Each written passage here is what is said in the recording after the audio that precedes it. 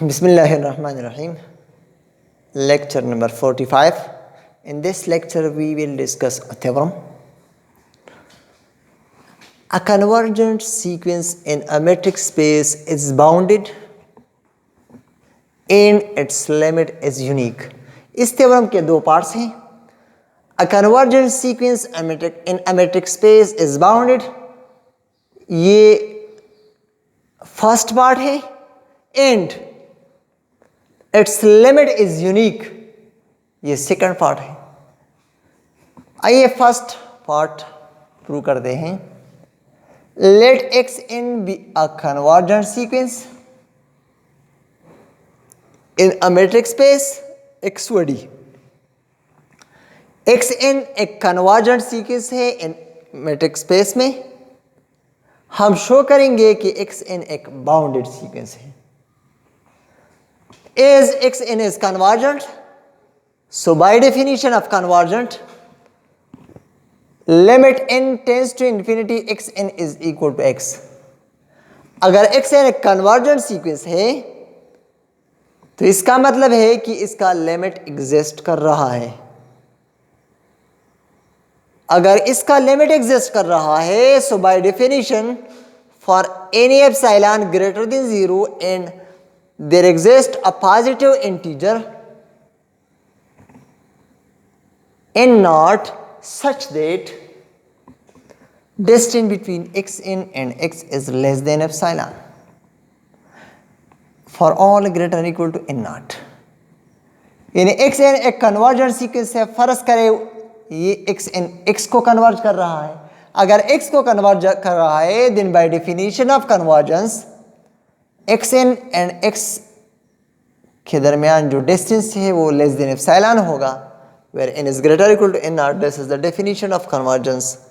Now set k is equal to maximum distance of x1 and x, x2 and x, and so on xn minus x n naught minus 1 x and epsilon.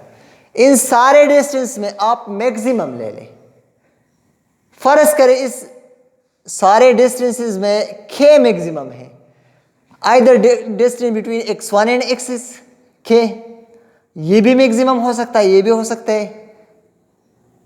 इस सारों में जो maximum है उसको हमने k suppose किया. क्यों maximum लिया हमने, ये मैं इस सेकंड पार्ट में आपको समझा दूंगा इंशाल्लाह.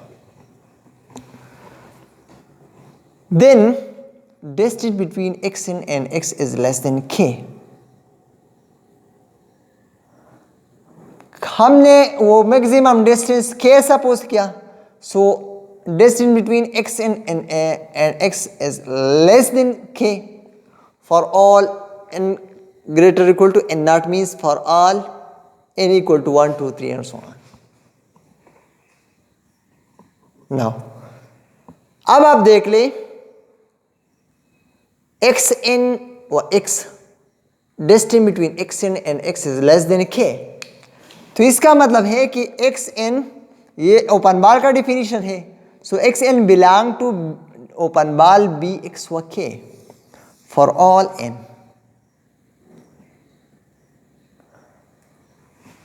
इसका मतलब है कि the set a is equal to x1 x2 x3 is bounded by definition.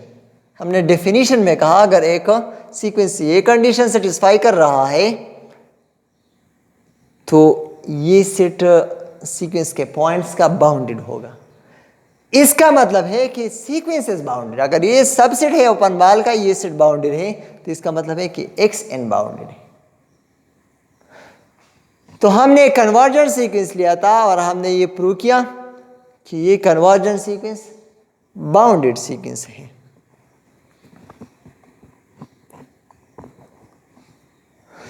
अब हम next part second part prove करते हैं. To prove limit of a convergent sequence is unique. इसका सेकंड पार्ट है limit, it's limit is unique.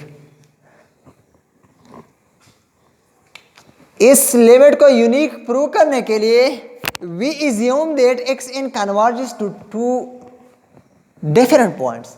हमने ये suppose किया कि इसका लिमिट यूनिक नहीं है, बल्कि इसका लिमिट ये टू डिफरेंट पॉइंट्स को कन्वर्ज कर रहा है ये सीक्वेंस, यानी x को कन्वर्ज कर रहा है और y को। That is x n goes to x n goes to y is n tends to infinity and x not equal to y। अगर n इंफिनिटी को जा रहा है तो x n लिमिट x को और y दो पॉइंट्स को जा रहा है, और ये दोनों पॉइंट सेम भी नहीं है, ये हमने एज्यूम किया। Now by definition there exists n1 n2 n1 for xn goes to x, n2 for xn goes to y belong to z such that distance between xn and x is less than epsilon by 2 for all n greater or equal to n1, and distance between xn and y less than epsilon by 2 for all n greater or equal to n2.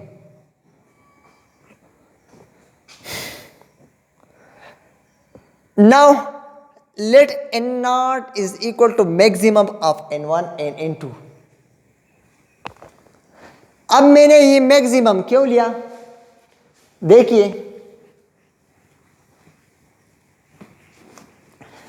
एक sequence है xn,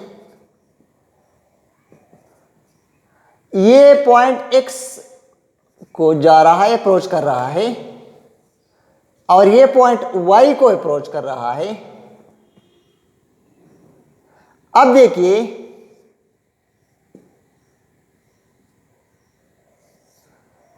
ये x का neighbourhood है और ये y का। आप देख ले यहां x इन इस यहां अप्रोच कर रहा है, तो इसके लिए मैंने n1 लिया। यहां अगर अप्रोच कर रहा है तो इसके लिए मैंने n2 लिया। अगर n यहां n की वैल्यू 100 है n1 की, और यहां n2 की वैल्यू फर्ज करें 102 है, तो ये xn इस नेबरहुड को इसका एप्सिलॉन बाय 2 लिया, इसका भी एप्सिलॉन बाय 2 लिया। जब xn यहां अंदर इस नेबरहुड में अंदर हो रहा है तो इसके लिए हमने n1 100 लिया। इसका मतलब है कि distance between xn and s is less than epsilon by 2 whenever n is greater or equal to 100। अगर n की वैल्यू 100 हो जाती है तो ये इसके अंदर दाखिल हो रही है। अब 100 स्टेप पे ये इस यहां तो अंदर दाखिल हो रहा है, यानी इस x को अप्रोच कर रहा है, मगर 100 स्टेप्स पर यहां ये x यहां अप्रोच कर रहा है, इस लाइन पे अप्रोच कर रहा है, इसके आगे नहीं जाती। यहां फर्ज करें कि 101 n101 पे यहां पर पहुंच रहा है सीक्वेंस, और n102 पे अंदर हो रहा है, तो यहां 100 पे अंदर हो रहा है, यहां 102 स्टेप्स के बाद अंदर हो रहा है। अब अगर हम n1 100 ले ले, स्मॉल ले ले, ये 100 स्मॉल है 102 से, तो 100 पे सिर्फ इसके अंदर हो रहा है सीक्वेंस। अब अगर हम 102 ले ले, इन 102 इन दोनों में से मैक्सिमम हम ले, n नॉट सपोज करें 102 ले ले 100, और फर्ज करें एक 100 है, एक 102 है, तो हाँ अगर 102 ले ले, 102 पे ये यहां अंदर हो गया, और यहां 102 स्टेप पे ये मजीद आगे जाएगा, तो मजीद x के करीब जाएगा। तो जब आप मैक्सिमम ले ले 102 फर्ज करें ले ले, तो दोनों सीक्वेंस दोनों लिमिट्स x और y के करीब हो रहा है। Now n naught is equal to maximum of n1 and n2. So 1 implies that this inequality implies that distance between xn and x is less than epsilon by 2 and distance between xn and y is less than epsilon by 2 for all n greater equal to n naught. अब इसकी जगह आप सिर्फ एक ये लिख दे कि n greater equal to n naught. अगर एक n नॉट से ग्रेटर हो रहा है इन मैक्सिमम से, सो सीक्वेंस दोनों लिमिट्स के नेबरहुड में अंदर जा रहा है. अब हम आगे बढ़ते हैं, मगर स्पेस थोड़ा कम है तो इसलिए मैं इसको मिटा देता हूं.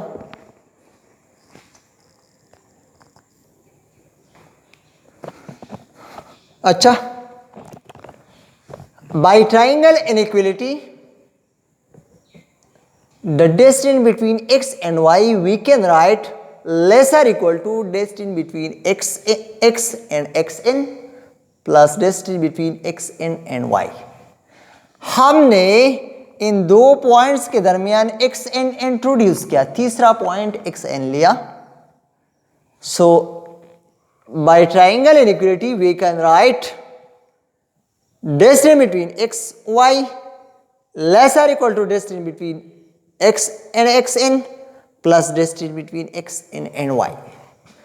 अब हम इस xn को इस तरह लिख सकते हैं कि distance between xn and xn और x दोनों को इंटरचेंज किया.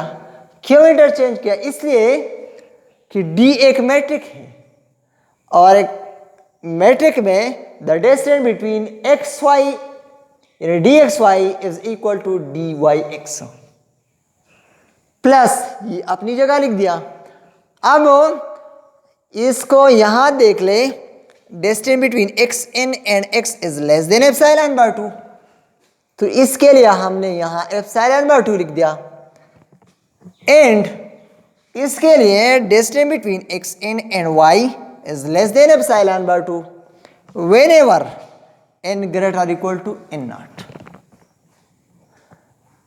अब इन दोनों का आप ऐड कर ले तो इससे एप्सिलॉन आता है, तो नेट हमारे पास आया कि distance between x and y is less than epsilon for all n greater equal to n not.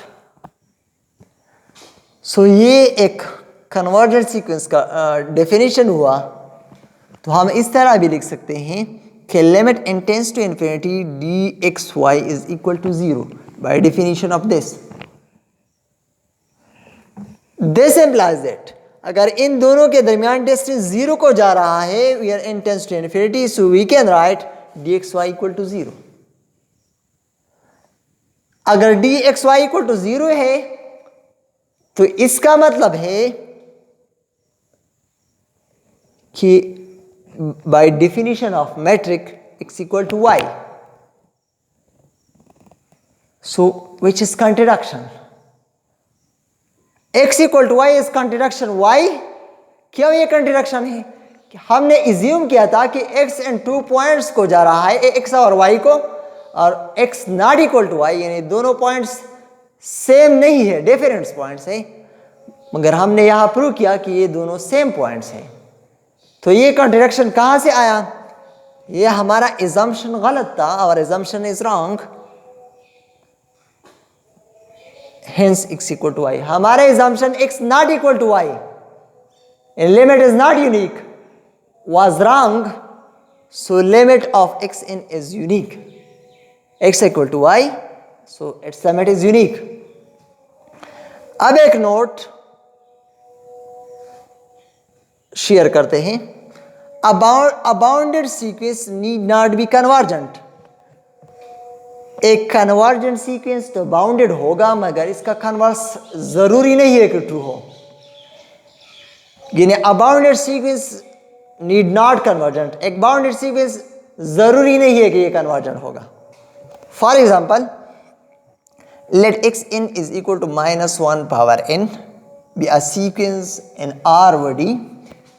ये एक सीक्वेंस है -1 पावर n R/D में as n for all n greater equal to for all n belong to z plus n एक natural number set है या positive integers हैं. Then अगर आप n1 पुट करें तो आपके पास xn आएगा -1, n2 पुट करें 1 आएगा, -3 पुट करें -1 1 1, एक टर्म इसमें 1 -1 आएगा, दूसरा 1 1 -1 1 -1 इस तरह आएगा. So this sequence, the range set of the sequence is in between -1 and 1. इस सीक्वेंस का जो रेंज है ये 1 और -1 के दरमियान है. तो इसका मतलब हुआ कि ये सीक्वेंस बाउंडेड है. सीक्वेंस बाउंडेड है मगर it's limit is not unique. इसका लिमिट यूनिक नहीं है. क्यों? ये अल्टरनेटिव सीक्वेंस है, कभी -1 कभी 1, कभी -1 कभी 1. सो इसका लिमिट -1 -1 को जा रहा है सब सीक्वेंसेस का, और दूसरा सब सीक्वेंस का 1 को जा रहा है. इससे ये पता भी चलता है कि अगर एक सीक्वेंस कन्वर्जन नहीं है तो इसका सब सीक्वेंस कन्वर्जन हो सकता है. सो इसका लिमिट यूनिक नहीं है. -1 और 1 2 लिमिट्स है. इसका मतलब है कि ये कन्वर्जन नहीं है. ये सीक्वेंस इसका लिमिट एक नहीं है. इसका मतलब है कि इसका लिमिट एग्जिस्ट नहीं कर रहा, ये एक पॉइंट को कन्वर्ज नहीं कर रहा. Hence this sequence is not a convergent sequence. So इसका मतलब हुआ कि एक बाउंडेड सीक्वेंस के लिए ज़रूरी नहीं है कि वो कन्वर्जेंट सीक्वेंस हो. So thank you for watching.